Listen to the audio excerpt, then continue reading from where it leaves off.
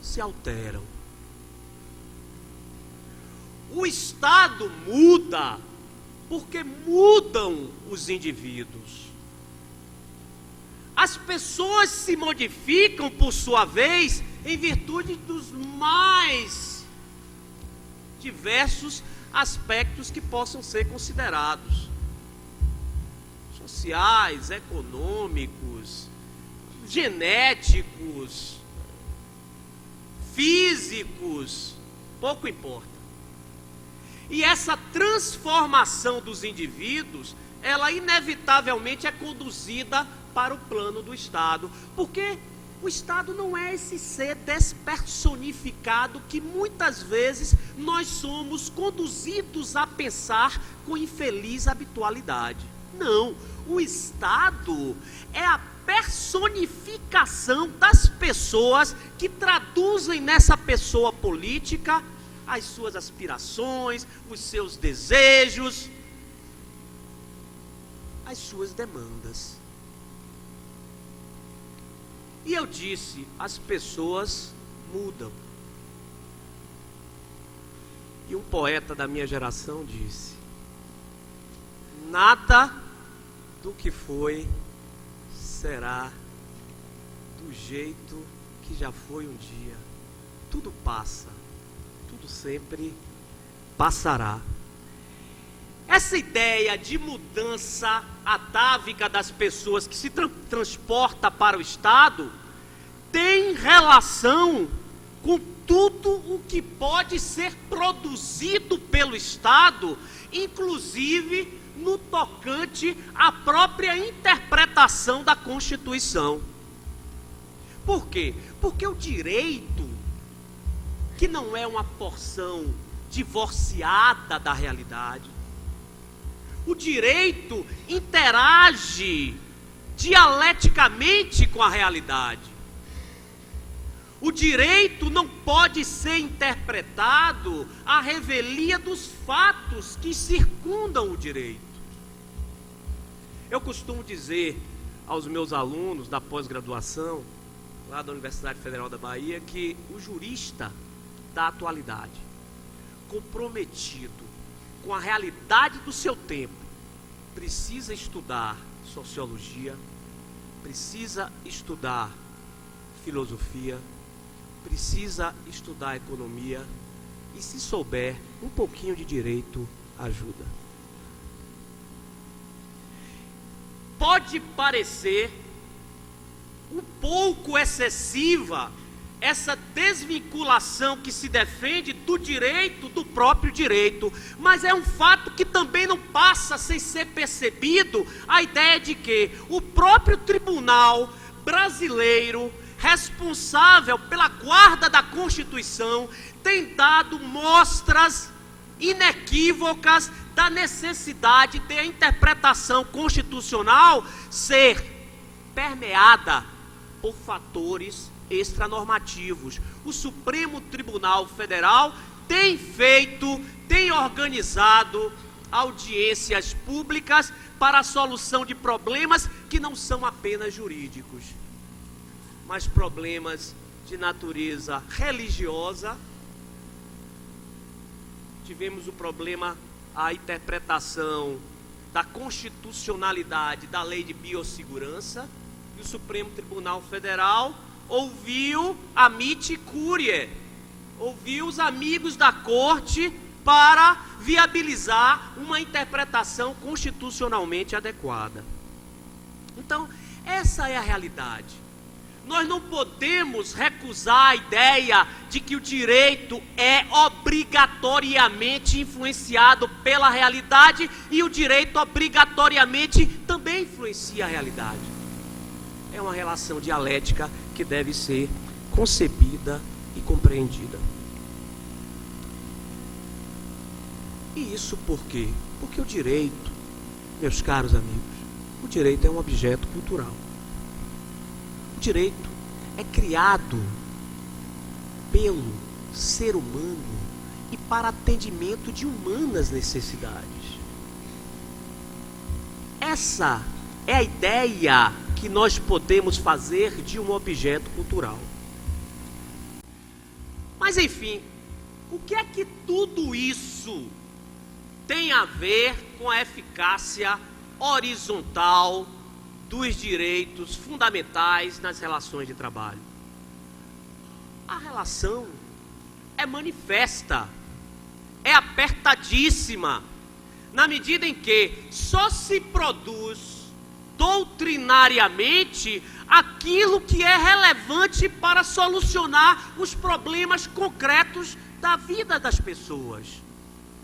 Ninguém escreve, ninguém produz doutrina a respeito do que não tem a menor importância para as pessoas, porque se escrever, não haverá editora que publique.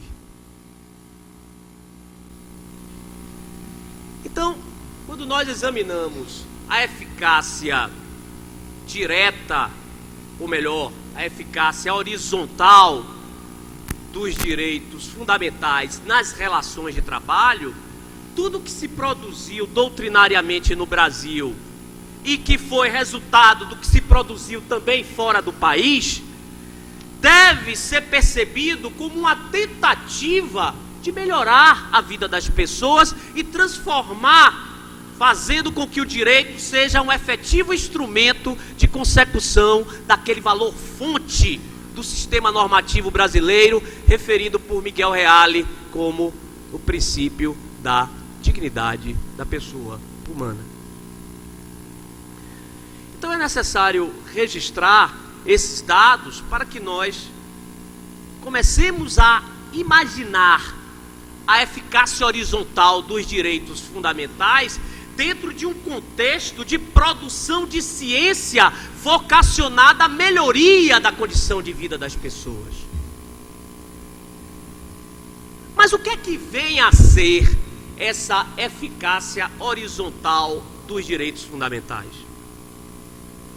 Eficácia horizontal, eficácia externa, eficácia dos direitos fundamentais entre particulares, é simplesmente a aptidão desses direitos para incidência nas relações privadas. É só isso. Quando essa doutrina se consolidou no Brasil, porque essa doutrina se encontra efetivamente consolidada no Brasil, surgiram duas correntes a respeito da eficácia horizontal dos direitos fundamentais. Uma corrente que defendeu que essa eficácia se daria direta e imediatamente, sem necessidade de intermediação do legislador. Então teríamos aí a teoria da eficácia direta ou imediata. E outra corrente mais restritiva que defendeu a necessidade de se buscar uma compatibilização dessa teoria com a realidade da atuação legislativa. Assim, teríamos a teoria da eficácia indireta, que seria determinante para fazer com que o legislador não produzisse norma contra os direitos fundamentais e para fazer com que o legislador produzisse norma para efetivar direito fundamental, criando assim, respectivamente, a dimensão proibitiva e a dimensão positiva dentro da teoria da eficácia indireta dos direitos fundamentais. Mas notem o seguinte: quanto à eficácia horizontal, não me parece que no nosso país haja qualquer dúvida quanto à aptidão dos direitos fundamentais para incidirem no campo das relações privadas. Tanto é assim que, sob o título Eficácia Horizontal, eu já encontrei uma decisão específica do Supremo Tribunal Federal,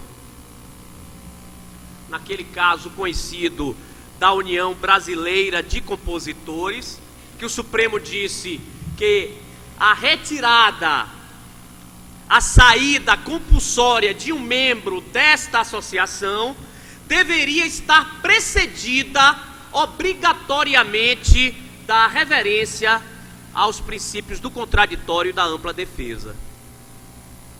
Encontrei 2 decisões do Superior Tribunal de Justiça e encontrei nada mais, nada menos do que 36 decisões do Tribunal Superior do Trabalho, dentre as quais decisões do ministro Vieira de Mello Filho e do ministro Caputo Bastos. O que isso significa?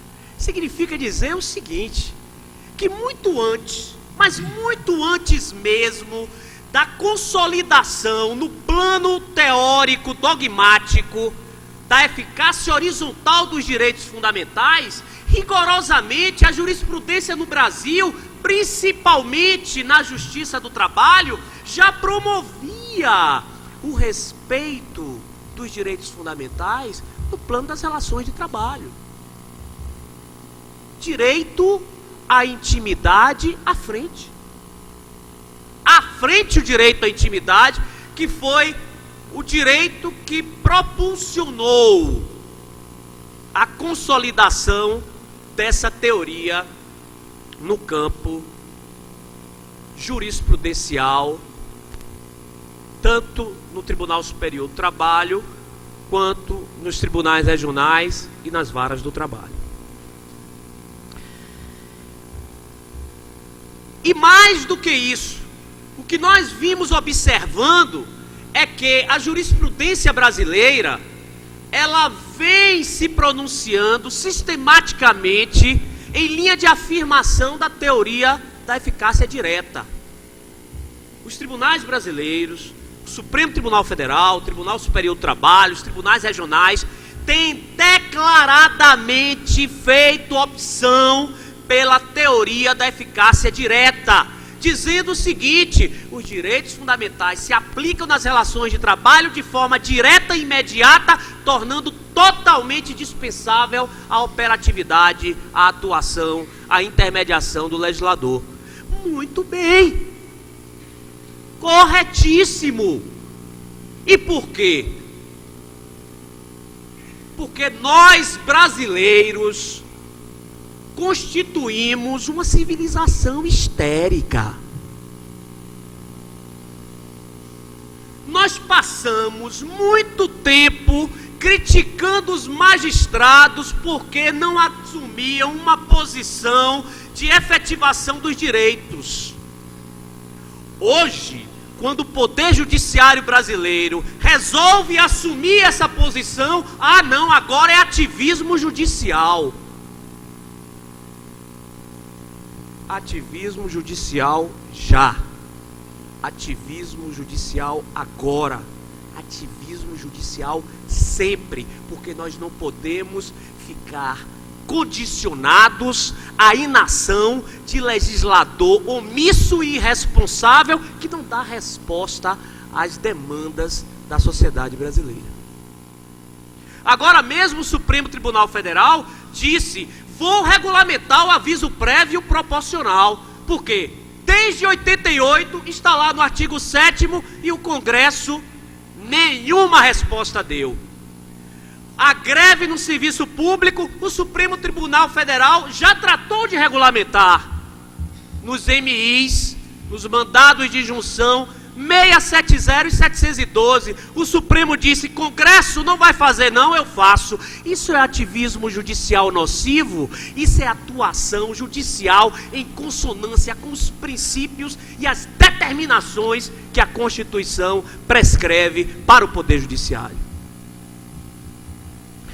Então, quando nós estamos diante da ideia de eficácia horizontal, eu não poderia jamais deixar de fazer essas considerações. E dizer também o seguinte, que rigorosamente nós não presenciamos uma controvérsia no Brasil a respeito da eficácia horizontal. Controvérsia essa havida nos Estados Unidos da América em virtude da competência dos estados, da Federação Yankee para a legislação sobre direito civil, é uma realidade política constitucional diferente da nossa.